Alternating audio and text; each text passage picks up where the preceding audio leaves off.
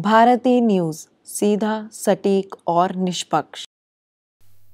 नमस्कार, आप सभी का स्वागत है भारतीय न्यूज के विशेष कार्यक्रम चर्चा का केंद्र में, जहां हम एक ऐसे व्यक्ति के बारे में बात करने वाले हैं जो हर समाज में रहता है, उस समाज में जिसमें आप सब भी रहते हैं। आइए उस पर कुछ बात करते हैं। व्यक्ति एक सामाजिक प्राणी है और हम सब एक समाज में रहते हैं और समाज टिका है विश्वास, प्रेम और भावनाओं पर।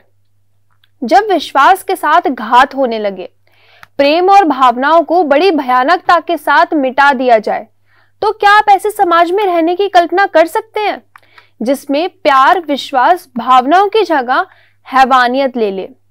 तो सच ये है, आज हम उसी समाज में सांस ले रहे हैं जिसकी हम सब ने कभी कल्पना भी नहीं करी थी।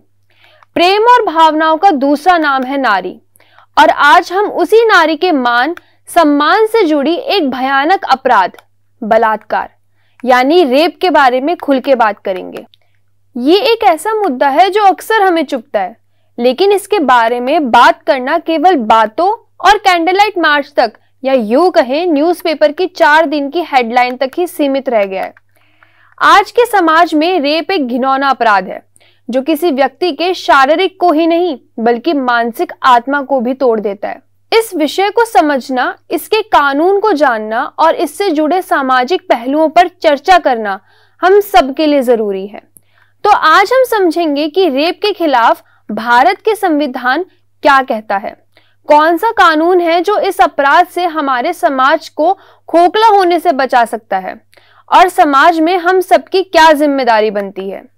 आइए समझते हैं कि रेप के केसेस में भारत का संविधान का कानून क्या कहता है। सबसे पहले समझते हैं कि रेप का अर्थ क्या होता है।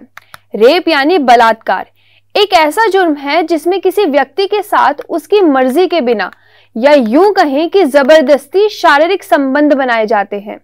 ये एक घिनौना अपराध है जो किसी व्यक्ति की इज्जत और सम्मान को छीन लेता है।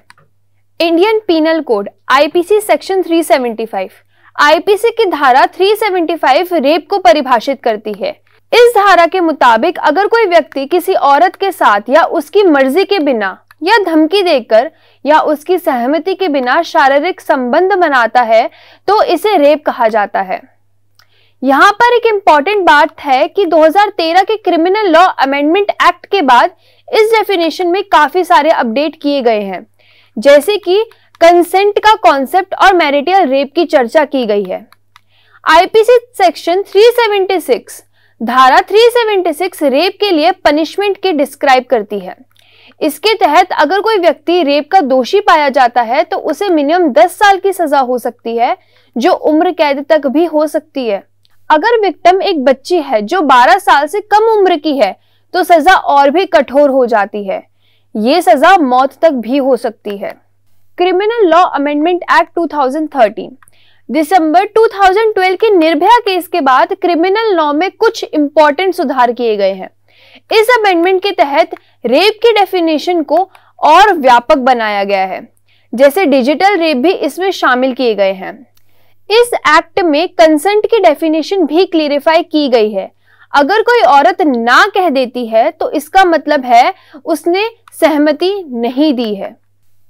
Protection of children from sexual offence, POCSO act 2012। बच्चों के लिए पॉस्को एक्ट लागू होता है जो सेक्सुअल ऑफेंस से बच्चों की सुरक्षा करता है। इस एक्ट में रेप के अलावा सेक्सुअल हैरेसमेंट, चाइल्ड पोर्नोग्राफी जैसे इशू भी शामिल होते हैं।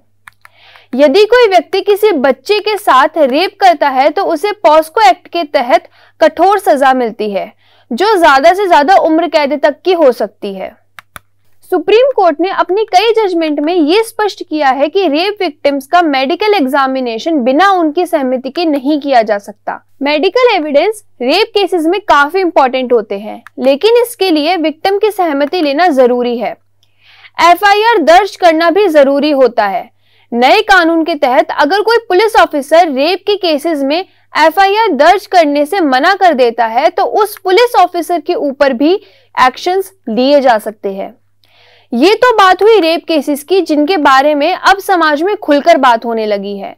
वहीं दूसरी और एक और मुद्दा है मैरिटल रेप का। भारत में अब तक मैरिटल रेप को कानूनी तौर पर रेप नहीं माना जाता। आईपीसी की धारा 375 में अगर पत्नी की उम्र 18 साल से ज्यादा है तो पति के द्वारा किए गए संबंध रेप नहीं माने जाते, चाहे पत्नी की मर्जी हो या ना हो। इस विषय पर काफी चर्चाएं चल रही हैं और कई लोग इसमें सुधार की मांग कर रहे हैं। रेप के कानूनी पहलू के साथ साथ सामाजिक मुद्दे भी इससे जुड़े होते हैं। हमारे समाज में रेप विक्टिम्स के साथ अक्सर भेदभाव होता है। बहुत सी बार रेप विक्टिम्स को पुलिस स्टेशन में एफआईआर दर्ज करवाने में बहुत मुश्किलें आती हैं या उन्हें समाज के तानों का सामना करना पड़ता है। हमारे समाज को ये समझना होगा कि रेप के केसेस में सिर्फ कानून ही नहीं बल्कि सामाजिक सोच में भी बदलाव लाना जरूरी है।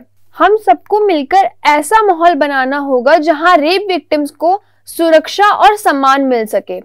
अब बात करते हैं कुछ सुधारों की जो हमारे रेप के कानूनों में होने चाहिए। मैरिटल रेप का कानून। मैरिटल रेप को कानून के दायरे में लाना जरूरी है। पत्नी की मर्जी के बिना संबंध बनाने को भी रेप माना जाना चाहिए। Fast track courts. Rape cases को जल्दी सुलझाने के लिए फास्ट ट्रैक कोर्ट्स का स्थापना की जानी चाहिए। इससे विक्टिम को जल्दी इंसाफ मिल सकेगा। Victim protections. रेप के विक्टिम्स की सुरक्षा के लिए अच्छे स्टेप उठाए जाने चाहिए। उनके नाम और पहचान को गोपनीय रखना चाहिए और उन्हें हर तरह की मदद उपलब्ध करवानी चाहिए। एजुकेशन और